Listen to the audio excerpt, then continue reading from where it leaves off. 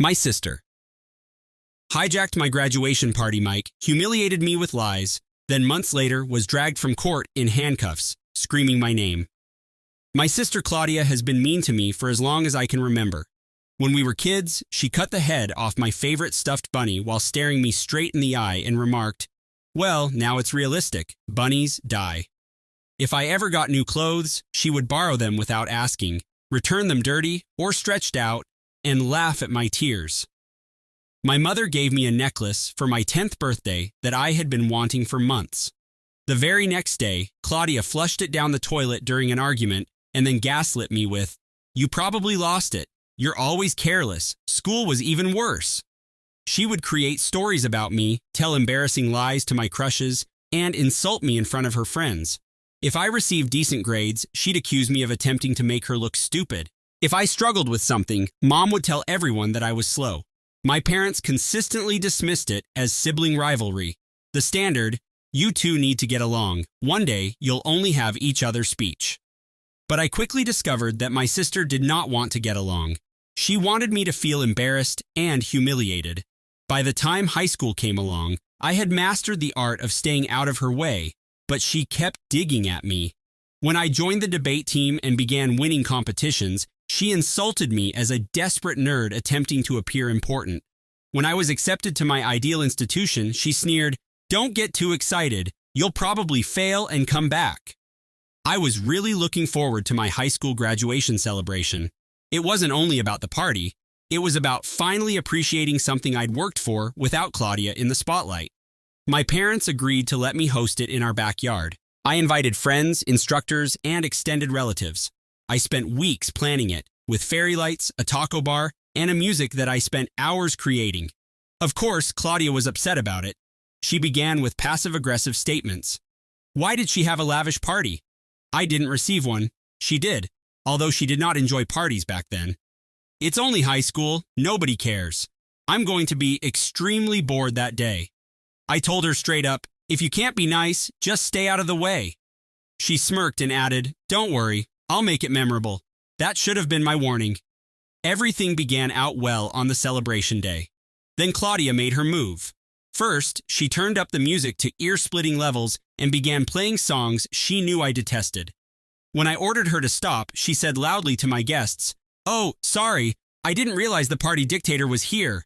Then when everyone was eating, she inadvertently spilled Coke all over the dessert table, ruining the cake, cupcakes, and fruit display I had worked so hard on. She fake apologized in the most sarcastic tone possible.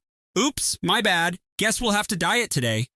But the worst thing happened afterward. Claudia took the microphone for the speech I had not asked her to give while I was conversing with my old English teacher. She began recounting humiliating things about me, some exaggerated, others just made up. Examples include, one time she peed her pants in middle school. She once cried for an hour because I ate her cookie.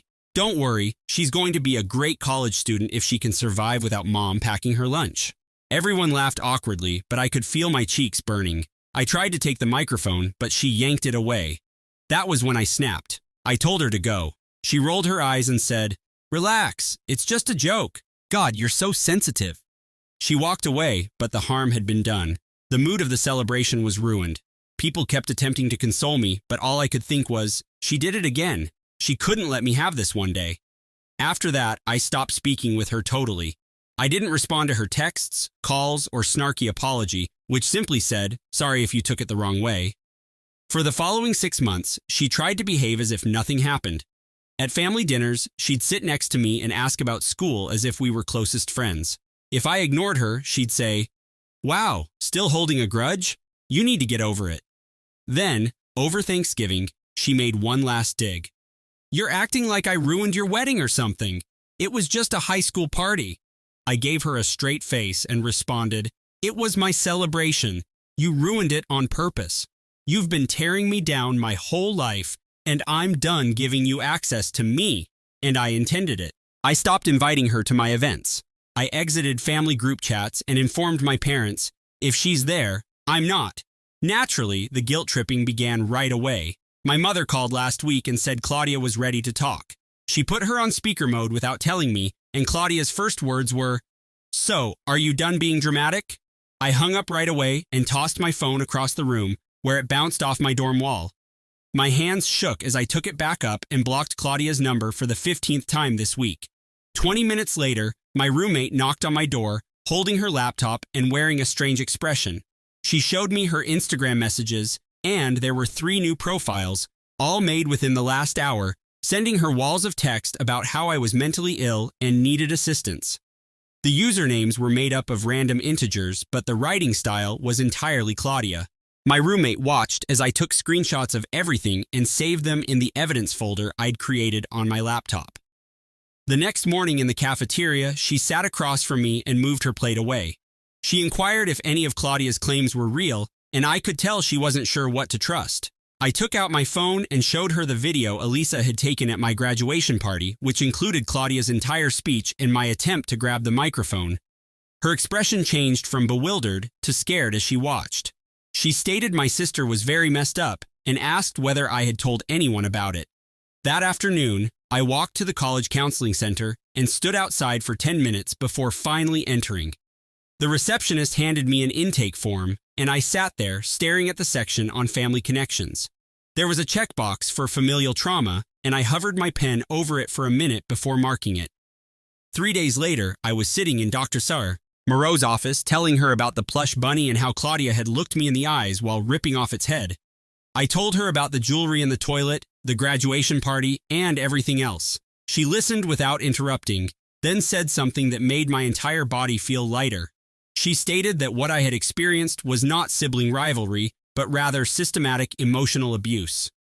That night, Albert discovered me crying in the common room after my father left me a voicemail about how I was pulling the family apart. He sat down next to me, and I eventually told him everything from the beginning. He held me as I described 20 years of being ripped down and humiliated.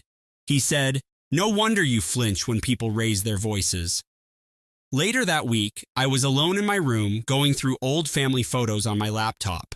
Claudia was either smirking at the camera or doing something to injure me that appeared to be playful but was actually not. She was tugging my hair, grabbing my arm, or treading on my foot as everyone else smiled for the picture.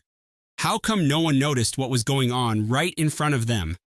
A week later, I was studying when someone began hammering on my door. I opened it to find my mother standing there, with Claudia directly behind her. My mother said we'd speak it out like grown-ups and began pushing past me toward my room. I blocked the doorway and told them to go, but Claudia screamed that I was overly emotional and selfish. My RA heard the commotion and dashed down the hallway. She inquired whether everything was fine, and I informed her that these folks needed to leave. Claudia began yelling, claiming she was my sister and had every right to be there. Campus security arrived within minutes and led them both out, while Claudia yelled the entire time about how I was ruining everything. The next day, I met with University Legal Services, who assisted me in filing paperwork for a no trespass order. The council emphasized that if Claudia's behavior worsened further, I could be eligible for a restraining order. That evening, Elisa called from home, seeming fatigued. She said Claudia had been telling everyone I'd suffered a mental breakdown in college and was fabricating tales for publicity. Several people we knew from high school had contacted Elisa, asking what was going on. Elisa had been defending me, but she admitted it was getting more difficult because Claudia was so convincing. 2 weeks later, I returned to Dr. Moreau's office, and she handed me a stack of articles about narcissistic abuse. Everything made sense when I read about gaslighting, public humiliation, and how abusers always act the victim when confronted. I wasn't crazy, nor was I being overly sensitive. I was angry, and for the first time, it felt like the appropriate answer. 2 days later, I was sitting in economics class when my phone rang with a call from my father. I left it on voicemail and listened to it after class, his voice exhausted, as he told that Claudia had been crying for weeks and that her therapist had advised family reunification was critical to healing. I understood the manipulation right away, yet it still made my chest tight. Albert approached me at the library that afternoon and proposed we resolve my social media issues once and for all.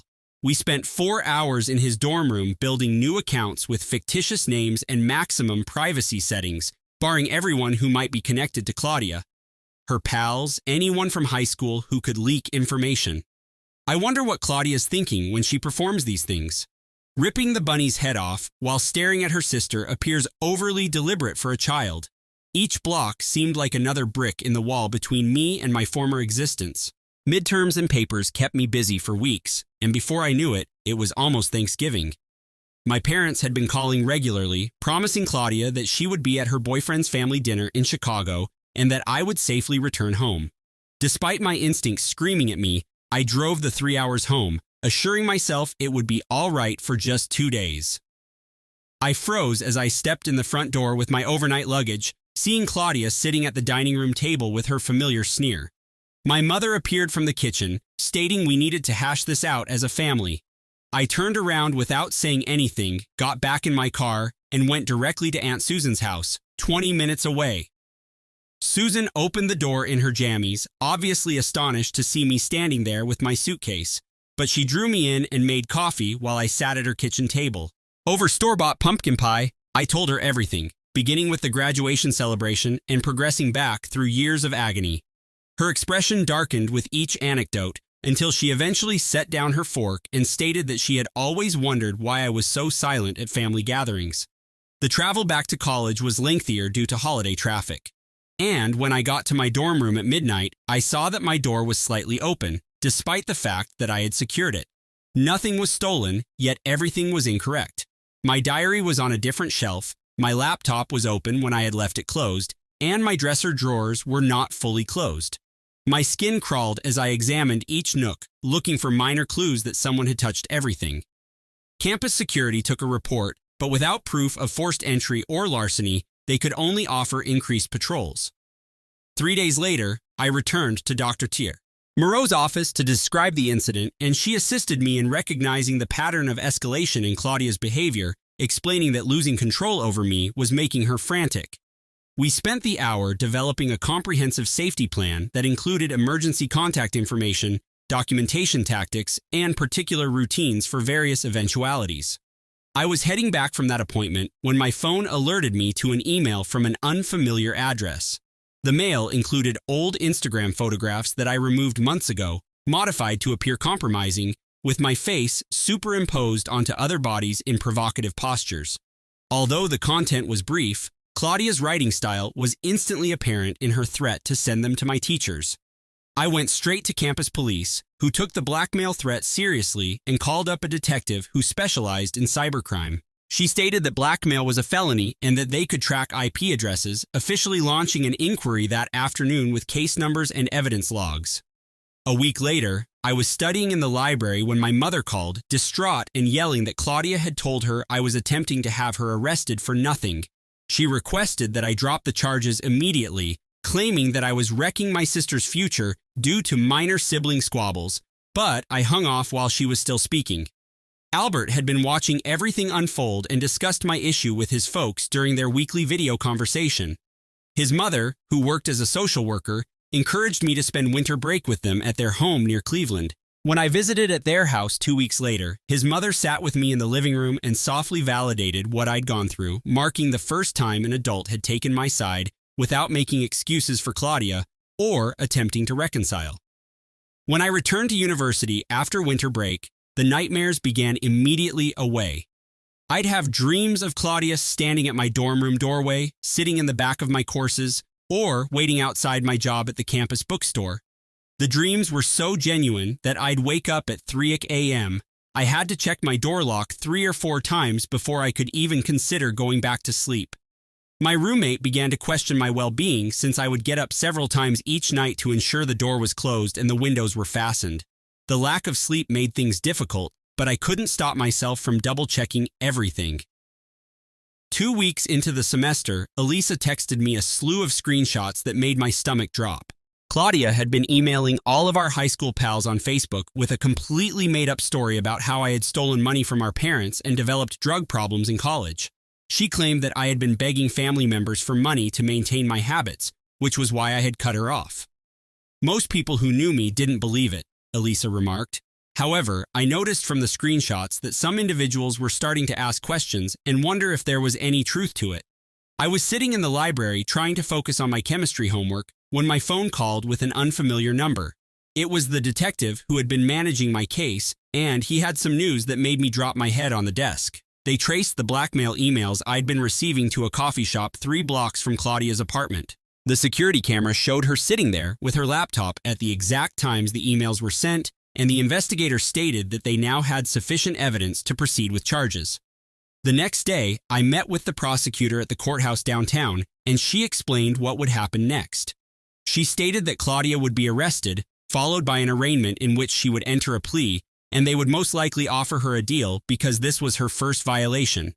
Then she looked at me and uttered what I had been dreading. 3 days later, I was in my economics class when my phone started vibrating nonstop. I came out into the hallway and noticed 5 missed calls from my mother. When I called back, she was shouting so loudly that I had to hold the phone away from my ear. She continued telling me I was evil, that I was destroying our family, and that I couldn't be her daughter if I could do this. My father then took the phone and spoke in a cold and flat tone. A week later, I sat in the rear row of the courtroom, Albert to one side and Dr. Moreau to the other. My palms shook as I watched them carry Claudia in for arraignment. She pled not guilty, as the prosecutor had warned me would happen, and the judge freed her on bail with a no-contact order, which meant she couldn't approach me or speak with me in any way. As she went out of the courtroom with her lawyer, she turned and stared directly at me, mouthing something I could hear clearly from across the room.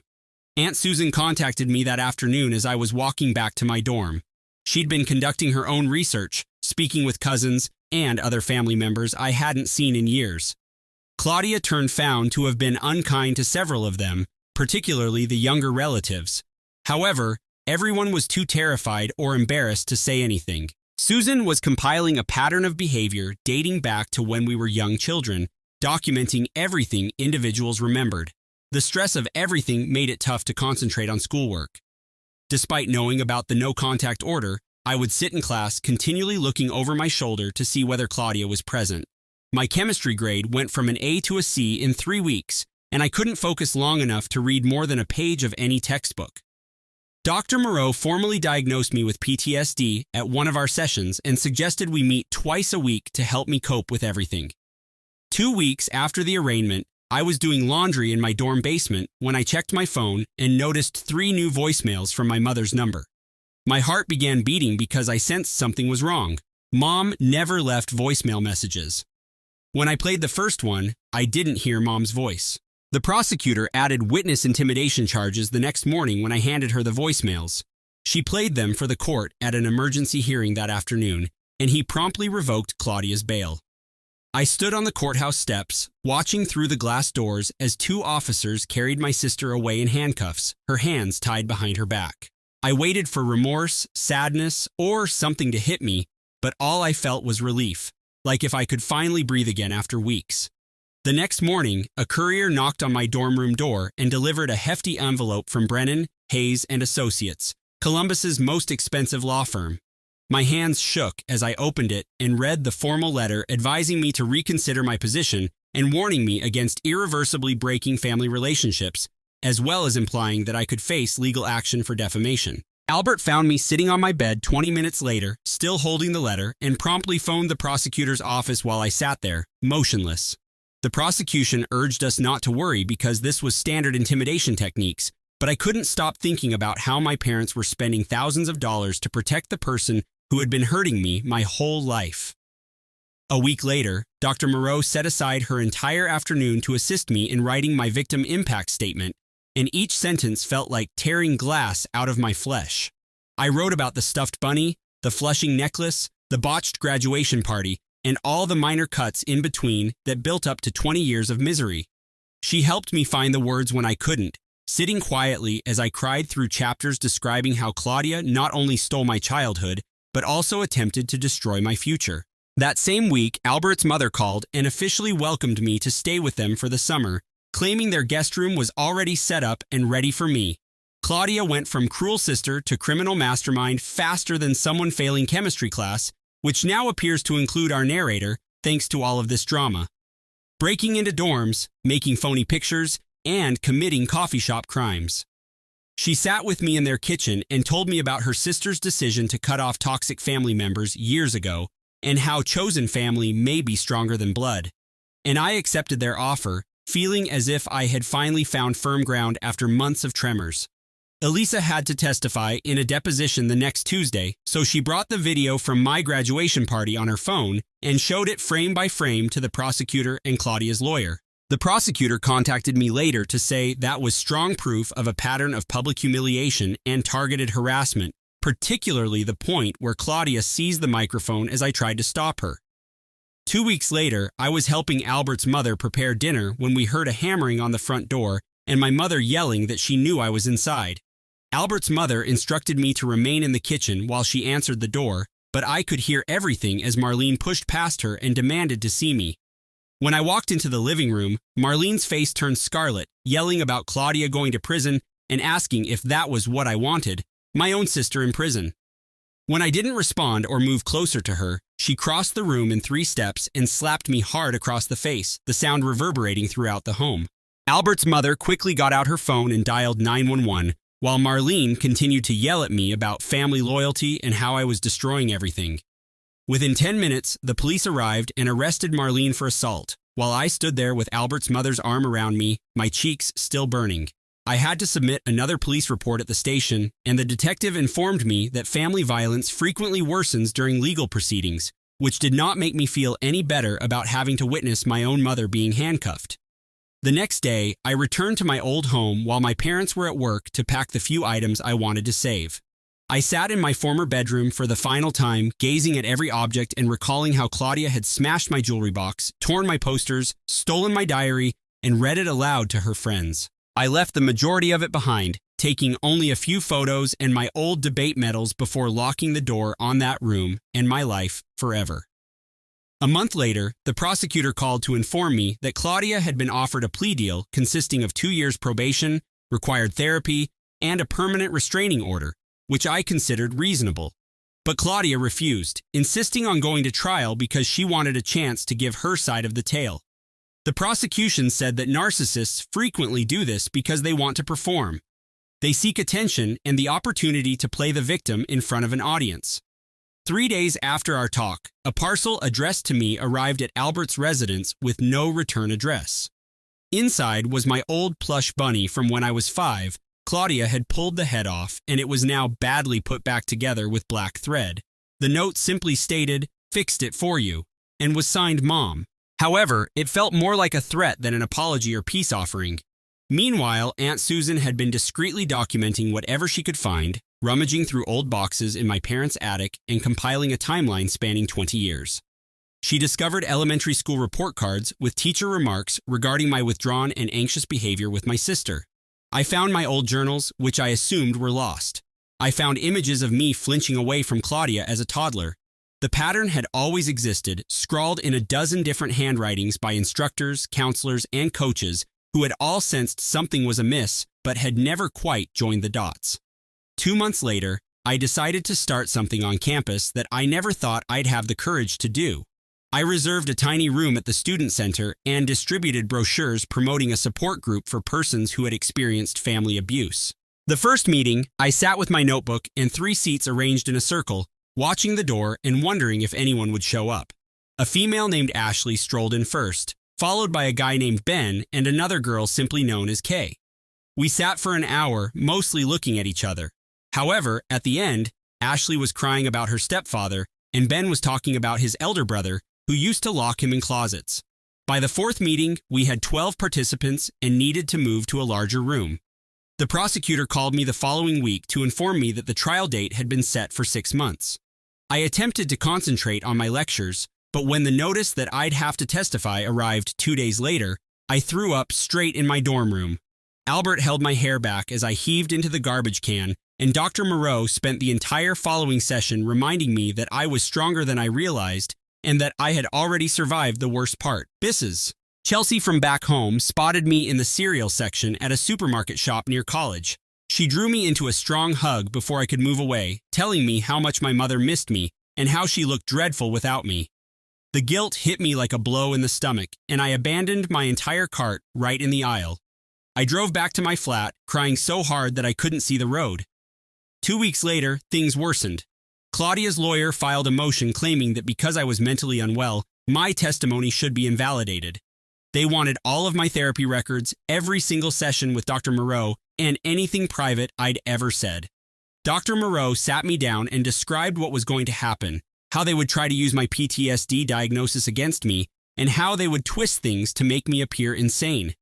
The judge limited what they could view, but Claudia's lawyer was still allowed to confront Dr. Moreau about my diagnosis in court. My former English instructor reached out on Facebook after learning about the case from another teacher. She recalls seeing me crying in the restroom after Claudia humiliated me in front of the entire cafeteria junior year. I remembered how I had begged her not to tell anyone since it would just make things worse. She offered to testify about what she had witnessed over the years. I began writing everything down in a private blog just to get it all out of my head. The words came out like poison being drawn from a wound. Page after page of memories I had attempted to forget.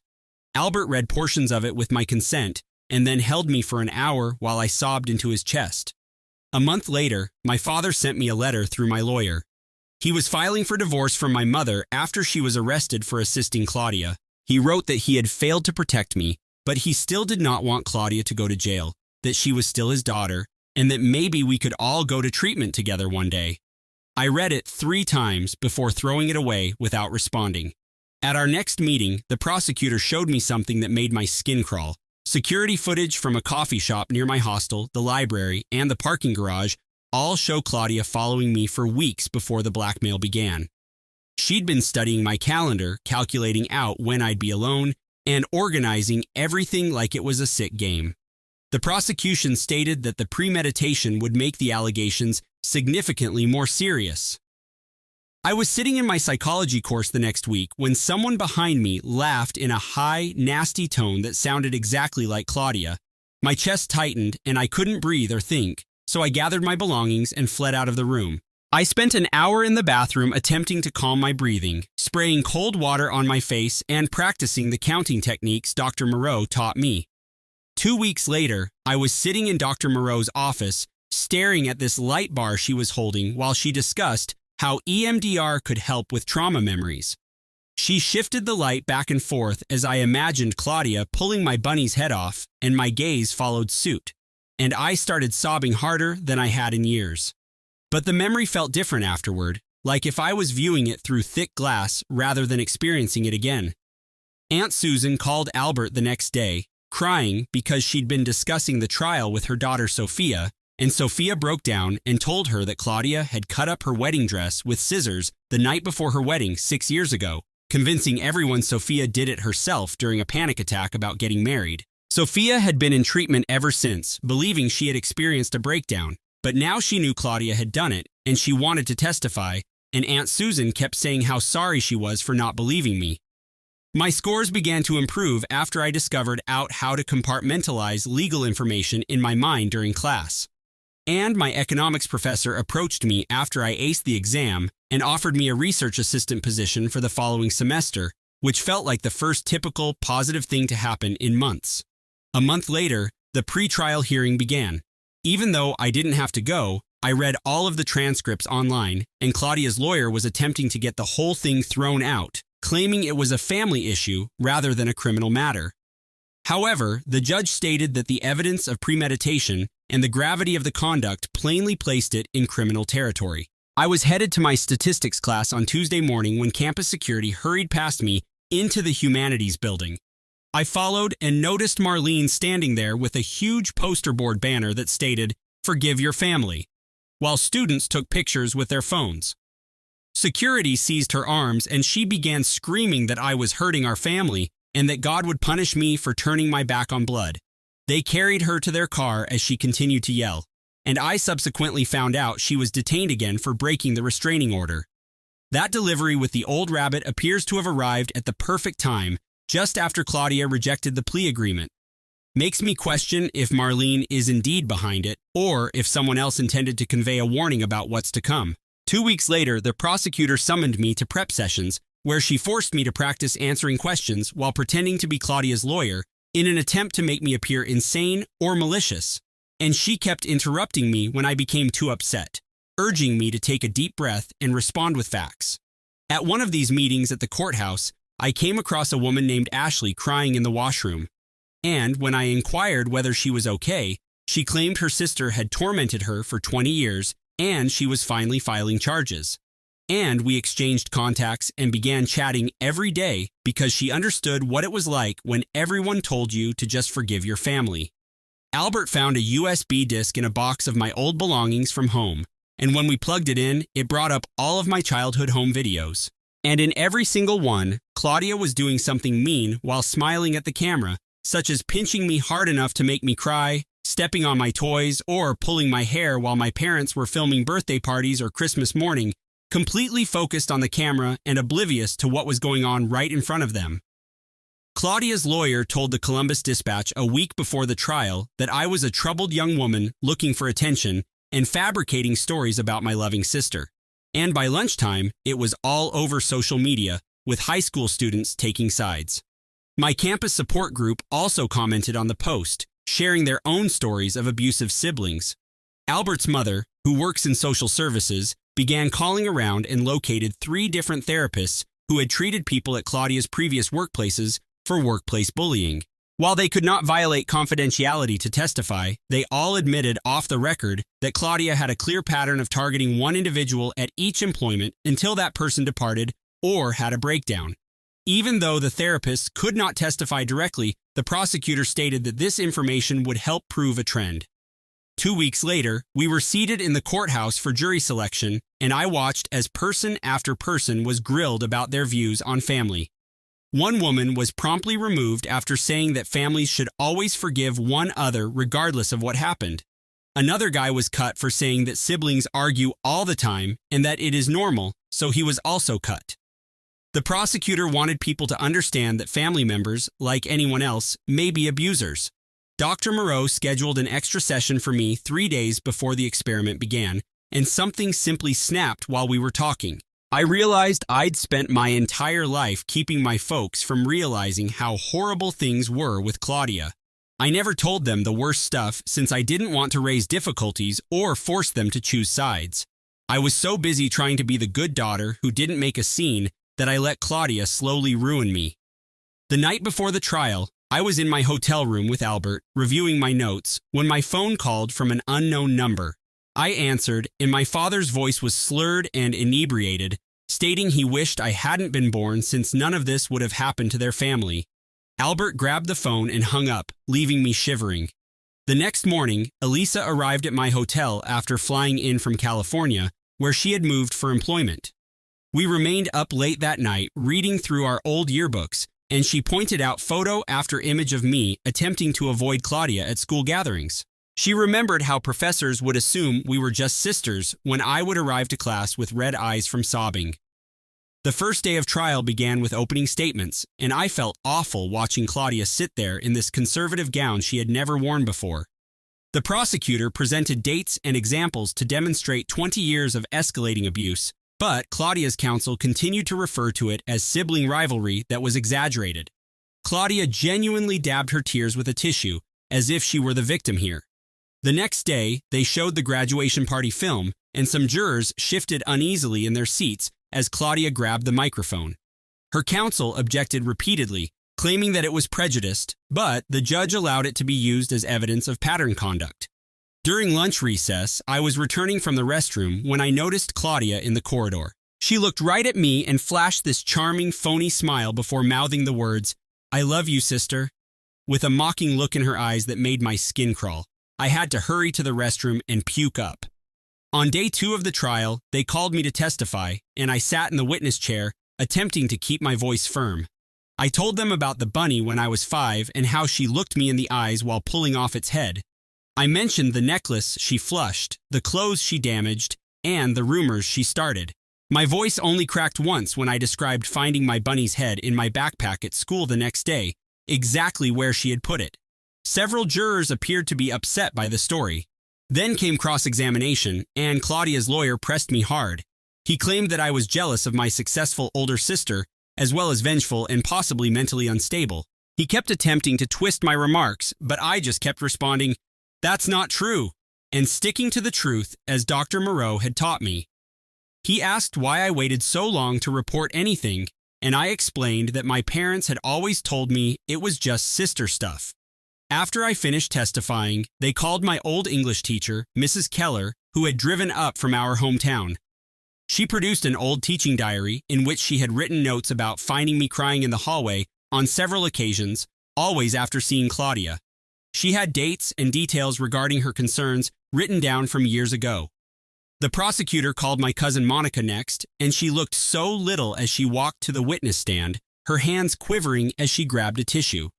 Monica began about Claudia's wedding 3 years ago, when she was a bridesmaid, and how Claudia had ruined her dress the night before by pouring red wine on it while laughing. She burst into tears as she explained how Claudia convinced everyone at the wedding that Monica had gotten drunk and damaged her own dress out of envy. The prosecutor displayed images of the destroyed garment and text exchanges in which Claudia boasted about it to her pals. Monica's voice cracked as she revealed Claudia liked harming people, and some of the jury members took notes, while others looked horrified.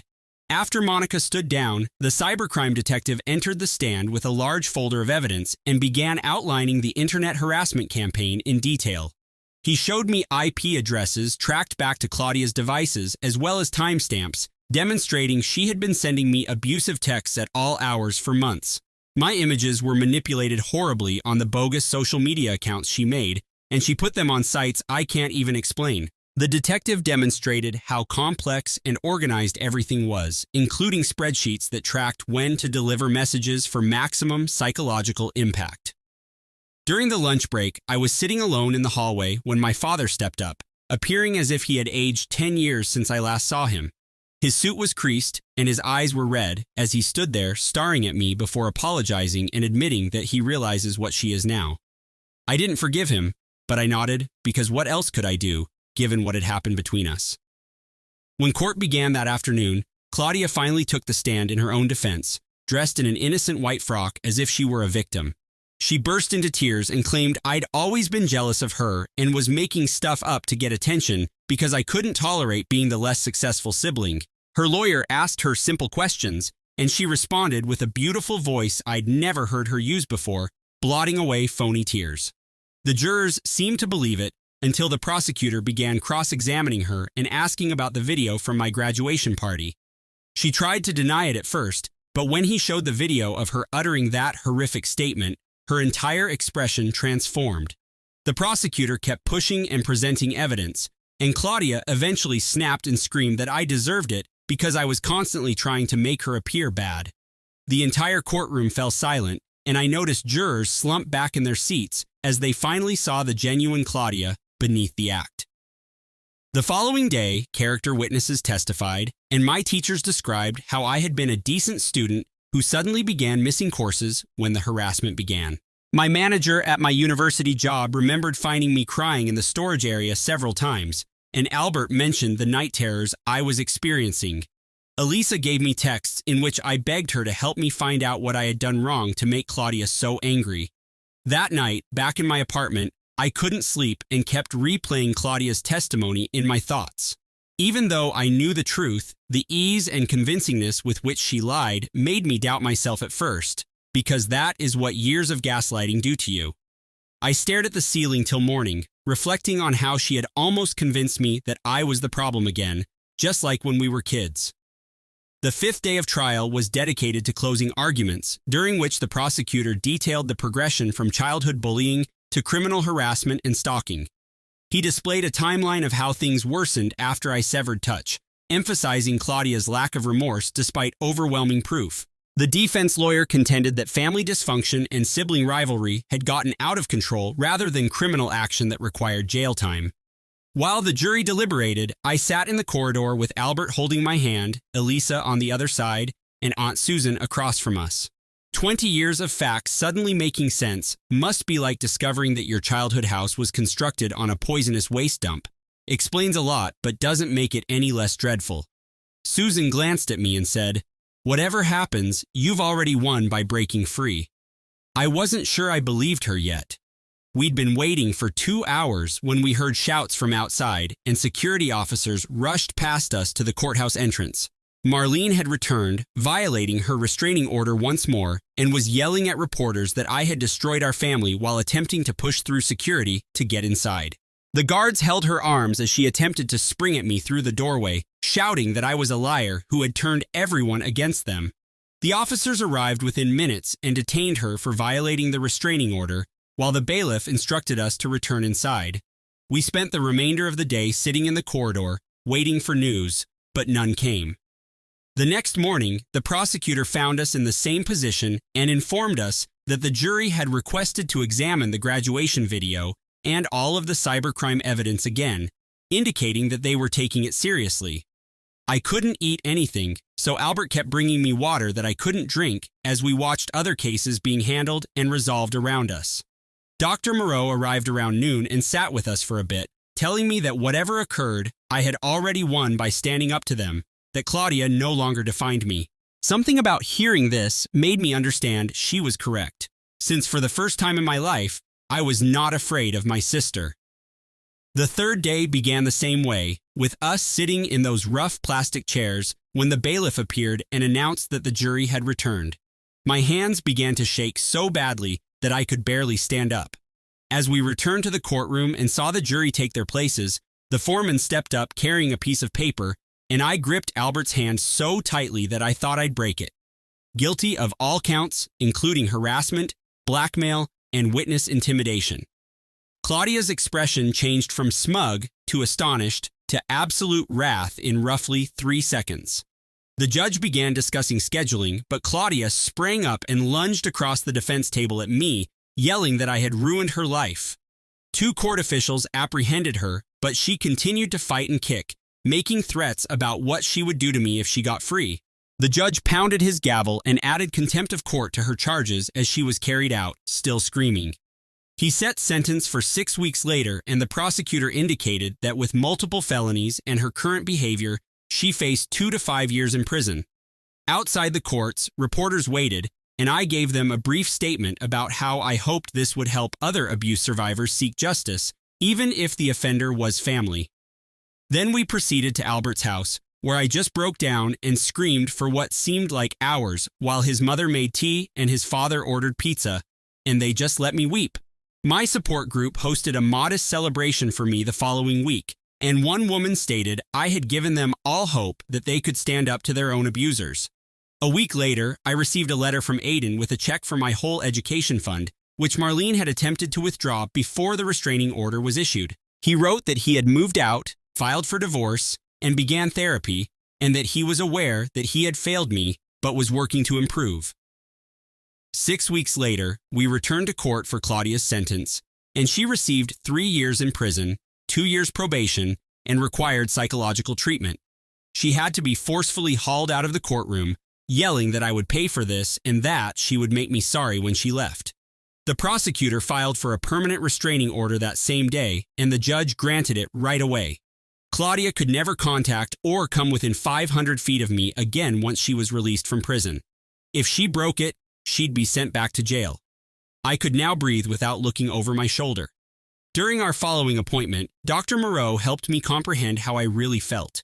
She suggested I was mourning the family I should have had rather than the one I ended up with. That made perfect sense because I was not sad about losing them. I was unhappy because I never had real parents or a real sibling in the first place. 2 weeks later, Marlene issued a letter through her lawyer stating that she had entirely disowned me. She was removing me from her will and deleting me from the family as if I never existed. Albert and Elisa came over that night, and we lit the letter in my backyard fire pit. Watching those cruel comments crumble to ash was liberating. 2 months later, I went to the courthouse and formally changed my last name to Smith, Albert's mother's maiden name. His family had basically adopted me anyway, and they were overjoyed about it. The paperwork was like removing chains I'd worn my entire life. When I returned to campus for sophomore year, everything changed. My grades were excellent. I received the research position I desired and helped to expand the abuse survivors support group. We increased our membership from 5 to over 30. Trauma no longer controlled me. Aunt hosted Thanksgiving that year for me, Albert, his parents, his sister, and the cousin who testified for me. We cooked and laughed together, and no one screamed, threw objects, or delivered hateful words. Albert's father raised a toast to the chosen family and new beginnings. I shed happy tears for the first time in years. A few weeks later, I contributed an anonymous story about sibling abuse to the university newspaper. Within days, my inbox was swamped with messages from other students who shared their own experiences. Some had never informed anyone before. I organized a weekly coffee meetup for anyone who wants to discuss. During one of my therapy appointments in December, Dr. Moreau pointed out that I hadn't addressed Claudia once in the previous 3 meetings. She was correct. I hadn't even considered her. The incessant fear and anxiety had finally subsided. Aunt contacted in January to let me know Aiden had reached out to her. He had moved into a modest apartment, begun therapy, and was attending support groups for parents who allowed abuse. He wanted her to tell me he was working on himself and would understand if I never saw him again. Maybe someday we can try to reconstruct something, but not now or soon. By the spring semester, Albert and I had moved into a tiny apartment near campus. We sat on our secondhand couch one night, figuring out our junior year schedules and summer internship opportunities. My phone stayed silent the entire time. No furious texts, guilt trips, threats, or dread. I'd created a life that Claudia couldn't touch, surrounded by people who genuinely loved me. For the first time since I was a child with my teddy bunny, I felt absolutely protected. My daughter lied once, I believed her and kicked my son out. 2 years later, she needs his kidney, but he refuses to save her. I never imagined I'd write something like this, or that I'd be sitting here alone, my hands shaking, revisiting every decision I made that night, every word I screamed, and every quiet I chose to maintain. I was 38, and my spouse was 39. We had 2 children, Adrian, 18, and Isabella, 9. Despite the significant age disparity, I always assumed they loved each other, looked after each other, and were close siblings. Adrian was quiet and reserved. He enjoyed reading, staying in his room, and studying, yet he was a good lad. He never responded to me, never caused difficulty, and never gave me any reason to distrust him. Isabella was the complete opposite. Cheerful, active, a whirlwind, constantly moving and talking. And because I worked part-time and my husband spent long hours away, Adrian frequently looked after her. He would return home from college and be with her until I arrived. There were no indicators. Until that night, it was a family meal. We'd prepared spaghetti. My sister-in-law provided the wine.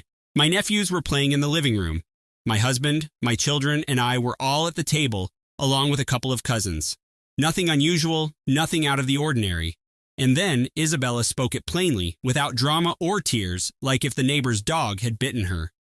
"Adrian touched me down there," she said simply and coldly, as if she didn't realize the gravity of the situation. Everything ceased. My cousin quit speaking. My spouse stared at me. I gazed at my kid. "What did you say, my love?" I asked softly, trying not to shake. "My brother touched my private parts twice." I coughed on my own breath. Nobody said anything for a few seconds. Then my hubby got up. His chair tipped backward. I followed him as if my legs were moving themselves. I called Adrian. He didn't respond. I called again. This time he picked up. "What's wrong, Mom?" "Come home now." "What happened?" "Just come home." He got off the line. It took him 20 minutes to arrive. He stepped in with his knapsack on his shoulder, perplexed. "What happened?" Before he could respond, my husband pushed him hard against the wall. "Did you touch her? Did you touch your sister?" "What? What are you talking about?" Adrian couldn't grasp. I swear it, I could see it on his face. He was pale, terrified, stammering, and shaking his head. "No, of course not. I would never do that. I don't know why she's saying that." But my husband wouldn't let him go on. He punched him in the face. Adrian collapsed to the floor, bleeding from his nose, and looked up at us with a mixture of terror, amazement, and something more. Something I'd never seen before in him. Betrayal. I did nothing. I simply gazed at him. I did not hug him. I did not defend him. I did not believe him. My husband went to his room and got his backpack, clothes, and paperwork. He went outside, flung everything on the doorstep, and screamed, "You're dead to us! Never come back!" Adrian was crying, practically begging. He said he didn't comprehend, and it wasn't true. "Please don't kick me out." And I simply stood there clutching Isabella. No word, not a single one. We excluded him from everything. We changed the locks and canceled his college support. He never returned to that house or made another call. He ceased to exist for us. We spent weeks convincing ourselves that we had done the right thing by sheltering our baby. We questioned her multiple times if there was anything more that had happened. She only said no twice, and we never took her to a psychologist because we thought our love was enough, and we blindly believed her. For a while, it appeared that peace was returning. Isabella played, smiled, and slept better. I started sleeping too, until the dreams started.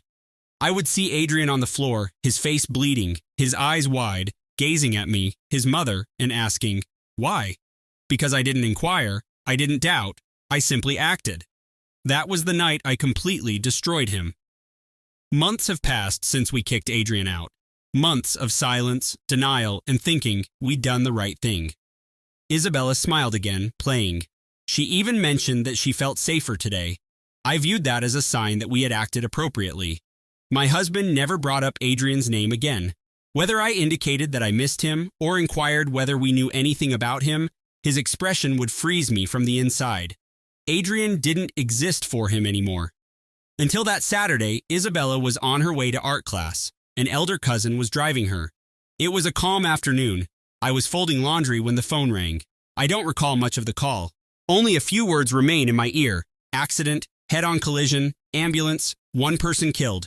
The girl is in critical condition. My husband followed me as I hurried to the hospital.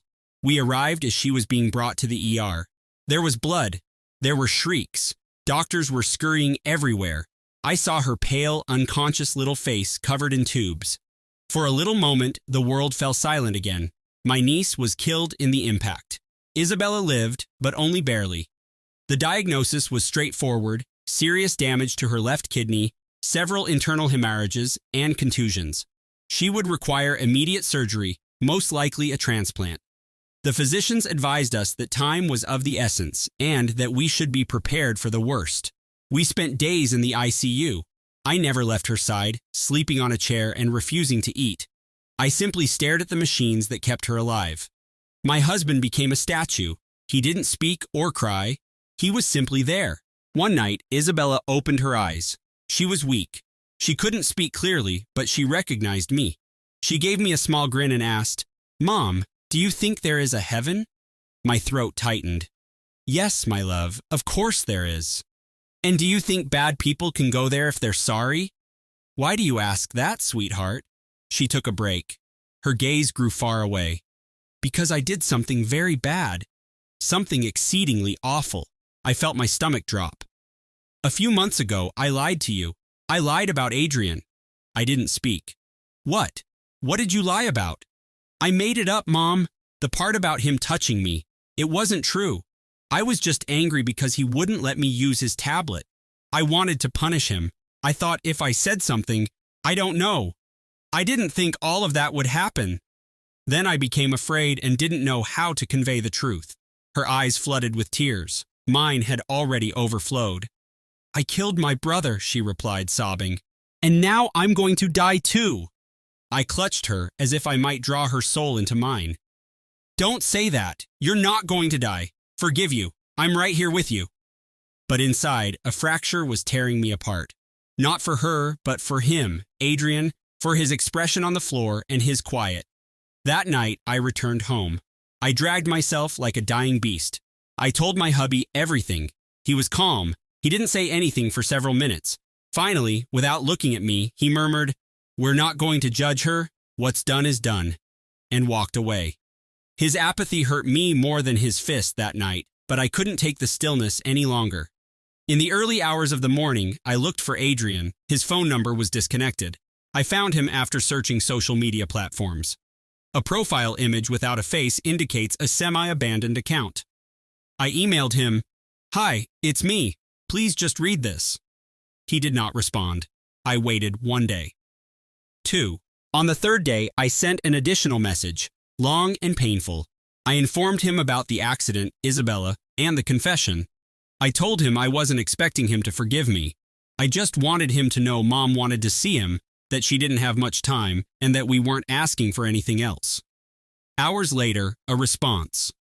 "You all hurt me too much. I don't know if I can forgive, but if she's as bad as you say, I'll go one last time." My hands trembled as I texted him the hospital location. I heard nothing else for 3 days. I was in the hallway when I noticed him. Adrian is leaner, has dark circles under his eyes, and wears basic clothing. He walked as if he were carrying the weight of the world upon his shoulders. My heart desired to run to him. My body did not move. I watched him enter the room. She spotted him. He stared at her, and time stood still. Isabella burst out in tears. "I'm sorry, please, I ruined you." Adrian listened quietly. "I can't forgive you completely," he finally replied, "but a part of me already has." He grasped her hand, spoke to her for a few minutes, and then went. He did not greet or glance at me. He only left one sentence before going away. "If there's a funeral, I'll be there, but don't expect anything else." He didn't say anything else after that. Do not anticipate anything else. Adrian vanished again. No message, no reaction, only the echo of his voice in that room, in Isabella's cries, repeating her apology again and over, as if asking for forgiveness was sufficient. But I couldn't sleep now that I knew. I knew time was running out, and the only person who could save my daughter was the same one I had assisted in destroying. A week after his visit, the doctor confirmed it. "She's going to need a transplant soon." My spouse and I had compatibility tests. We weren't compatible, neither of us. The risk of rejection was exceedingly high. The doctor was direct. "A biological brother is the best option. If he's a match, the chances are much higher." I'd already known. I'd seen it in the medical records. They have the same blood type, O+. Even though I knew I had no right, I looked for him again. I wrote to him from a number he didn't recognize. I just said, "It's important. Please, we need to talk." To my amazement, he consented. We met in a small, remote coffee shop. He was on time. He strolled in alone, without looking at anyone. He was wearing the same modest clothes and carrying a rucksack on his shoulder. However, his eyes were different. They were no longer the eyes of a hurt youngster, but of someone who had learnt to accept the emptiness. He sat across from us. My hubby was beside me. Nobody talked for several seconds. He interrupted the stillness. "What do you want?" I gulped hard. My voice quivered. "Adrian, we checked the test. There's a high chance you're a match for Isabella. The doctor says if you get tested, you could save her." He wasn't responding. He expressed no rage or astonishment, only fatigue. "You're asking me to donate to my sister?" "Yes, I told you." My husband intervened. "We know this doesn't erase the past, but it could be the first step to fixing things, to becoming a family again." Adrian raised his eyebrows. He then gazed at us with surgical coldness. "Becoming a family again?" I asked, choking back tears. "We're not asking you to forgive us, just to help her. She's dying." Then he smiled. However, it was not a cheerful smile. It was a sad, sardonic, and perplexing smirk. "And you think this fixes everything?" my spouse asked, winking. "It's not for us, it's for her." Her, the same one who said I touched her, the one who watched me sleep on the street and didn't lift a finger, the one who only said she was sorry when she realized she might die? I tried to interrupt. "Adrian, please. Do you know how many times I thought about dying?" he asked. "How many nights I slept clutching my backpack? How many times I didn't eat for 2 days because I didn't have a single coin?" He looked at us but didn't notice us. He was speaking to his recollections. "I was about to throw myself off a bridge, not once, but 3 times. And you know why I didn't? Because I told myself, if I survive this, then I'm going to live my way without owing anything to anyone." He took his place. "And now you come to ask me to cut myself in two, to give a part of myself to save you." My husband stood up as well, this time with his fists tightened. "Your sister is dying." "Doesn't that mean anything to you?" Adrian asked, his expression mixed with wrath and pity. "You know what it means to me? That now it turns out I'm worth something. That now you need me. That now you want to listen to me." I was shaking with joy. "Just think about it, please. If not for her, then for yourself. So you can get closure on this." He was grumbling. "I've already got closure. I received it the night I slept on the street with a bloodied face while you celebrated Christmas without me." He then left. He did not shout, cry, or disrespect us. He just departed. That was the last time I saw him. I did not sleep that night. My husband paced the living room like a caged lion, muttering words like ungrateful, selfish. What kind of brother does that? I heard him, but I didn't disagree because one phrase kept replaying in my head. She is dying and he can save her. I felt useless, empty, and increasingly desperate. So I did the unthinkable. I opened Facebook. I shared a photo of Isabella in the hospital, tubes, dark circles, her little face sleepy, delicate, on the verge of death. I wrote a lengthy, honest, yet twisted text. I informed them that we needed a donor, that her brother was a match, that we had already apologized, that the girl had sought forgiveness, and that he was the only thing missing. I tagged him, using his full name, and concluded with a condemnatory sentence. What kind of monster refuses to save his sister when he has the power to do so? First, there was silence. Then the post blew up. Dozens of reactions, hundreds of comments, initially from acquaintances, then relatives, and finally from complete strangers. Everyone held an opinion. Everyone pointed fingers. Everyone judged. Seriously? He's gonna let a little girl die? A kidney. It's one kidney. You can live with one. After everything she suffered, it's the least he could do. What kind of human trash? A life for a life. It makes up for the damage. Some people went even further. A monster disguised as a victim. Anyone with a heart would donate without thinking. Maybe he did what the girl said, and that's why he doesn't want to help. That one hurt more than I expected because despite knowing Adrian was innocent, I had made him the target again. I had unleashed a digital mob, but in my mind I kept thinking the same thing. If he feels forced, he might say yes. Several hours passed. I reloaded the post every 5 minutes, waited, and checked his profile. Nothing, until about 4 hours later he responded. Instead of a remark or a private message, send a video. He shared a roughly 5-minute video on his profile, and it received hundreds of reactions in less than an hour. It began with him sitting on a bench, an empty park in the background, plain clothes, untidy hair, and deep, dark circles, yet with an expression I couldn't recognize. He started, "Hello, my name is Adrian. Many of you know me because of what my mother posted today. Some of you knew me before, others only from what you've read. I want to tell you something I never had the chance to say." He paused, took a long breath. 2 years ago, my sister accused me of touching her in front of my entire family, and without asking me or listening to me, they beat me, threw me out, and took everything from me. I was 18 years old at the time, and my world collapsed. I slept on the street, went hungry, lost my scholarship, had no one to call, slept in libraries, hid in public restrooms to wash myself, and considered suicide several times.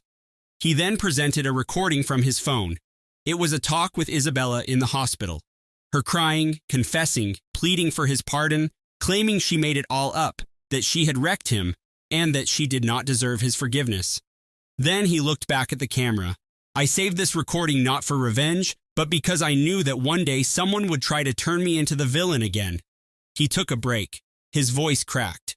I do not wish for my sister to die, ever, but I will not save the people who killed me while I was still alive. I will not give them a piece of my body as a currency for their redemption. I am not their second chance. He ended with a heartbreaking sentence. I am not a monster. I just learned to say no. And this time, I am the one breaking the silence. He stopped the video, and I stood there stunned, my phone in my hand. The notifications began coming in, but now the comments were intended for us. What kind of mother allows that? You are the real monsters. She lies, you attack, and he's supposed to save you? Disgusting. I hope you live with that guilt for the rest of your lives. The private messages were terrible. My sister has blocked me. My folks called me and cried. My sister-in-law wrote to say she hoped the same thing happened to me. Isabella saw the video. She saw everything. I discovered her crying alone in her bed. Everyone hates me, she said. Everyone, even him. I didn't know how to respond. I just hugged her, but I'm not sure if it was out of love or remorse. The video has gone viral.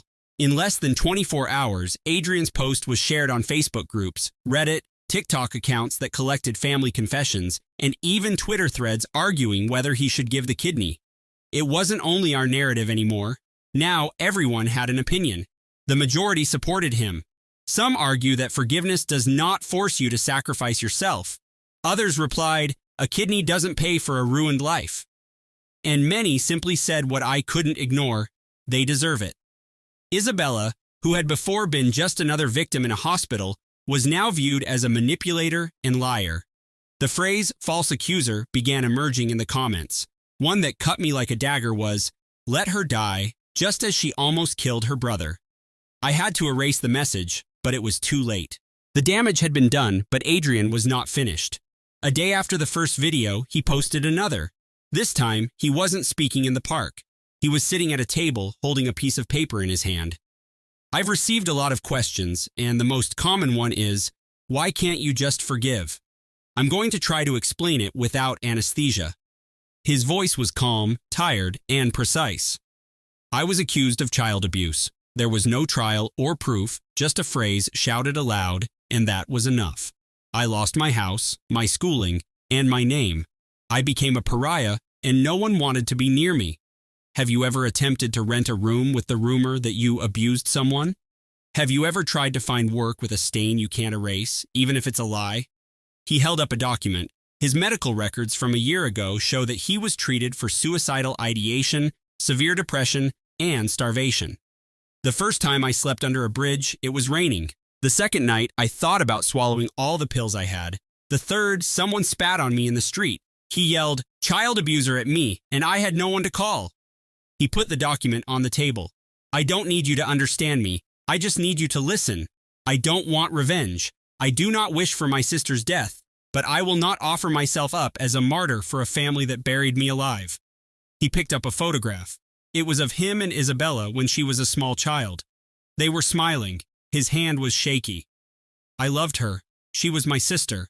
I made her breakfast, changed her clothes, waited for her after school. And when she said what she said, she didn't just destroy my life. She destroyed me.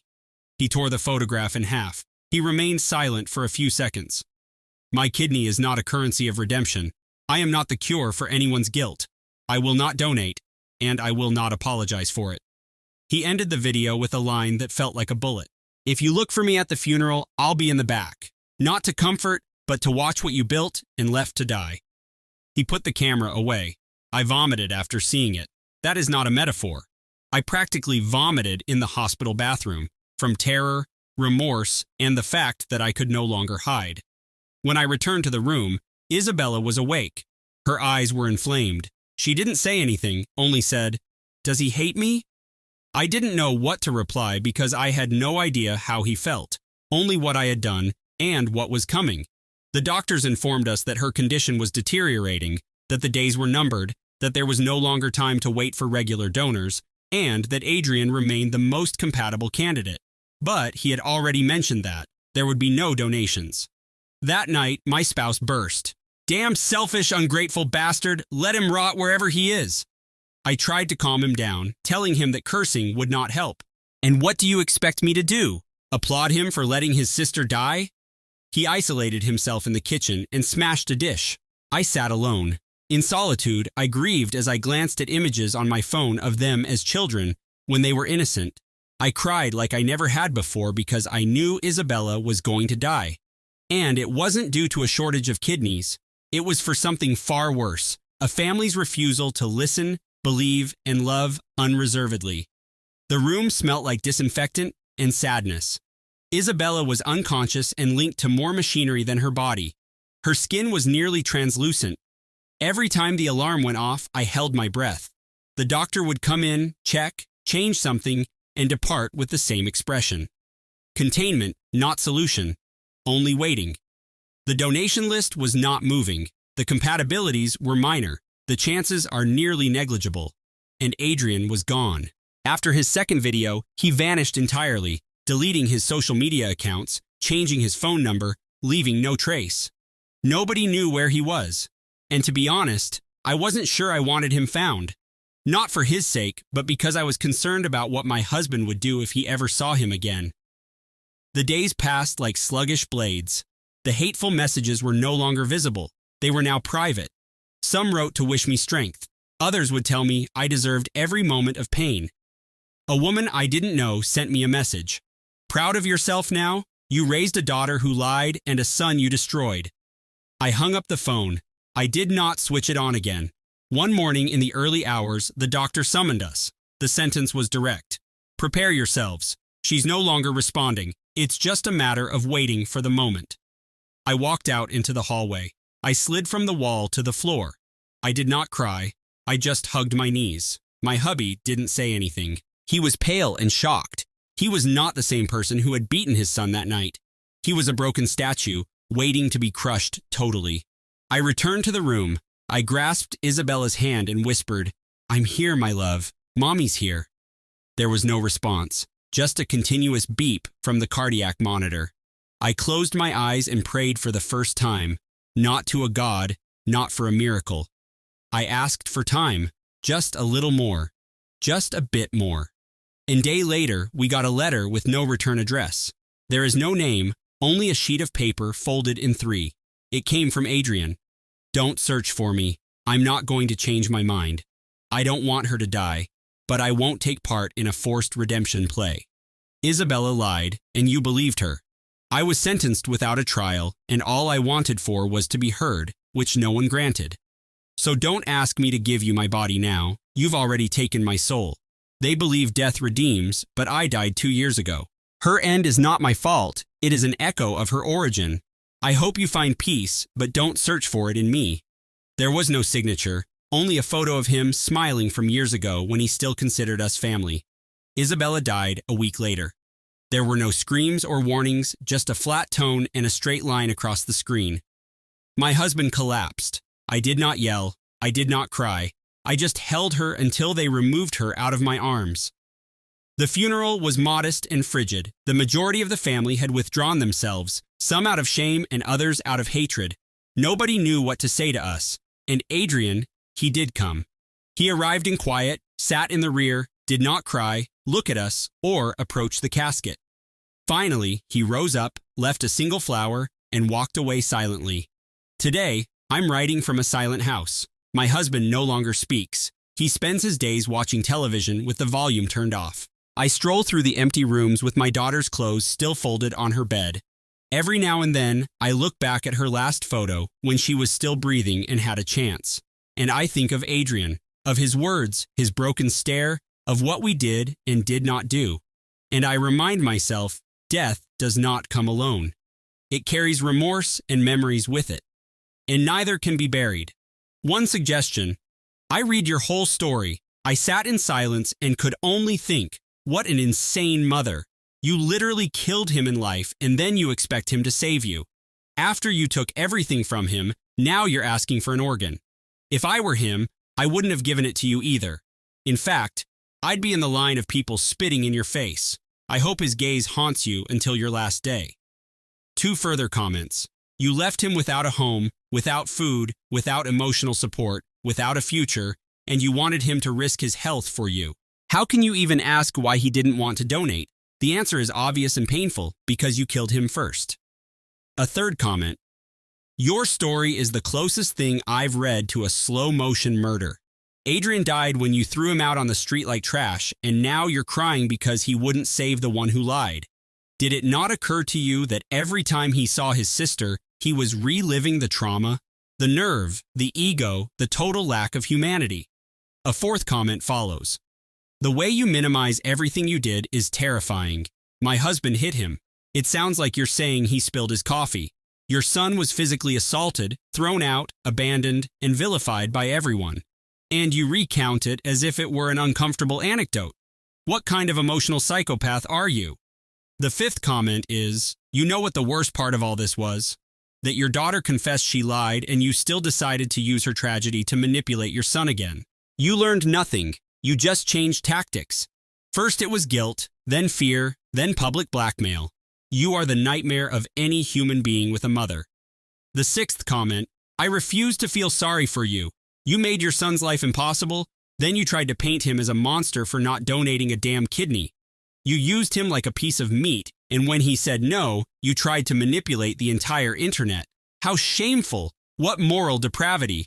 I hope you never find peace. The 7th comment, Adrian is a hero for still being alive after what you did to him. He was the one who deserved help. He was the one who needed urgent therapy, but you were too busy protecting your parental egos to see that you were destroying him. And even today, you continue to blame him. Monstrous. The 8th comment. What did you expect? That he would give you the kidney and then you'd all pose for a reconciled family photo? This isn't a fairy tale. This is real life. And in real life, the people you destroy don't come back when it's convenient for you. They don't forgive you automatically. They don't save you just because you're bleeding crocodile tears. Comment 9 is as follows. You used his pain as a public weapon. You exposed him with his full name. You humiliated him after having already thrown him onto the street. And you wonder why he blocked you. The question should be, how did he not sue you? Because he had more than enough reason. It's a miracle you're not in jail. And it's a miracle he's sane. A 10th comment. Isabella didn't die from lack of a kidney. She died from a lie and from parents who didn't know how to handle it. The blame isn't Adrian's, it's yours. You killed her with silence, with denial, with manipulation. And now you want to lay the corpse at his feet? I don't buy it. I'm not swallowing that.